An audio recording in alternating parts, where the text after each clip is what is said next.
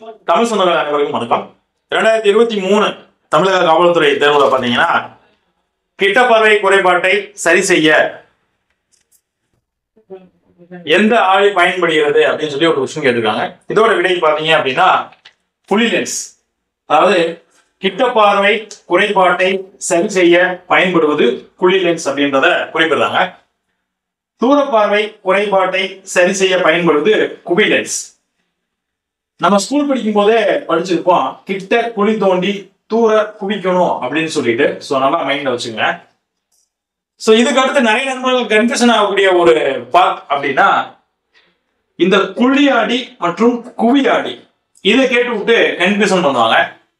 காவல்துறை தேர்வை பொறுத்தளவுக்கு பார்த்தீங்கன்னா வாகன பின்புற காட்சி ஆடியாக பயன்படக்கூடிய ஆடி எது அப்படின்னு குவியாடி குழியாடி அப்படின்னு சொல்லி கேட்டிருக்காங்க முந்தைய வருடங்கள்ல. ஸோ நல்லா பார்த்து வச்சுக்கோங்க. குவியாடி அப்படின்றது வாகன பின்புற காட்சிகளை பார்ப்பதற்காக இருக்கக்கூடிய ஆடி அப்படின்றத கொடுத்திருக்காங்க. இதை தொடர்ந்து பொருளை விட பின்பம் சிறியதாக இருக்கும் அப்படின்றத குறிப்பிடுறாங்க. ஸோ அதனாலதான் வாகன அந்த பின்னாடி பார்க்கக்கூடிய மிரர்லயே object in the mirror are close than there appear அப்படின்ற ஒரு சின்ன வசனம் கொடுத்திருப்பாங்க. ஸோ பொருள் நமக்கு பார்க்கறதுக்கு சிறிதாக இருக்கும், ஆனா அந்த பொருள் பெரிய பொருள் அப்படின்றதான் குறிப்பிடுறாங்க.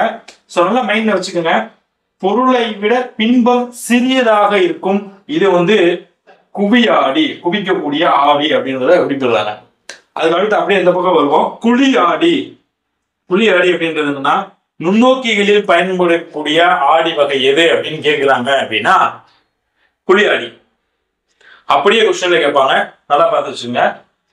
பின்பம் பொருளை விட பெரிதாக இருக்கும். நுண்ணோக்கியில நம்ம பார்க்கக்கூடிய பொருள் பின்பம் பார்த்தீங்கன்னா பொருளை விட பின்பம் பெரிதாக இருக்கும் அப்படின்றத குறிப்பிட்டிருக்காங்க. சோ முந்தைய வருடங்களில் கேட்ட கொஸ்டின் குழியாடியை பத்தி கொடுத்து கேட்டிருக்காங்க. அதுக்கு அடுத்து நண்பர்கள் இந்த தகவல்களை தெளிவா பார்த்து வச்சுக்கோங்க. தொடர்ந்து இது போல வீடியோஸ் பெற நம்ம சேனலை சப்ஸ்கிரைப் பண்ணிக்கங்க. அடுத்த அப்டேட்ல அடுத்த ஒரு கொஸ்டின் கொடுத்து தெளிவான விளக்கத்தை நம்ம பார்க்கலாம். வாழ்க தமிழ்.